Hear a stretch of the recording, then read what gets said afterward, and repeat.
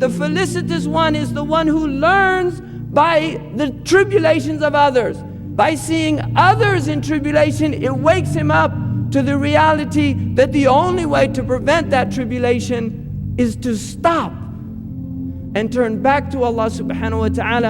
And this is what Allah wants of us. This is what Allah is asking for us to do, is to turn back to Allah subhanahu wa ta'ala collectively as an ummah.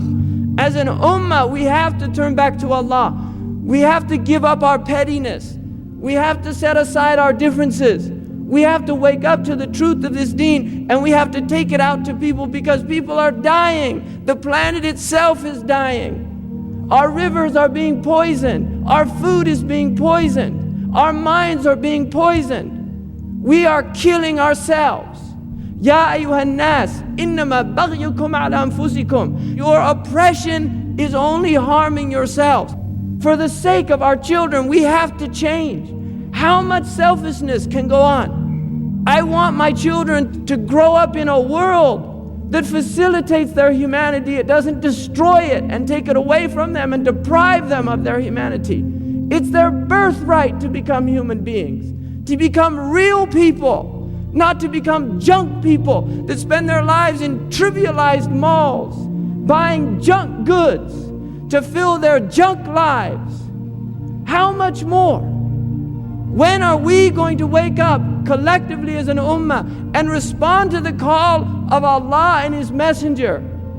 Ya ayyuhalladhina amanu astajibu lillahi wa lirrasul idha da'akum lima yuhyikum.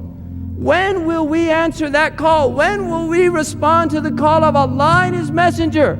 Just something that will bring us to life.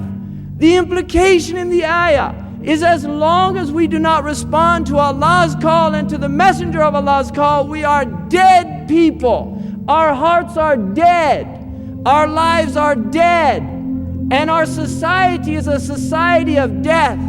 It's a society that celebrates the death of the spirit in giving life to the lowest pursuits of humanity. This is the death of the soul, because the soul can only be brought back to life by recognizing why it was created, for what it was created, and then setting out and striving to achieve that goal, recognizing that we will have shortcomings, that we will make mistakes, that those mistakes are part of our humanity, that Allah subhanahu wa ta'ala knows those mistakes because He created us to make mistakes so that we could turn to Him and He could in turn turn to us and forgive us.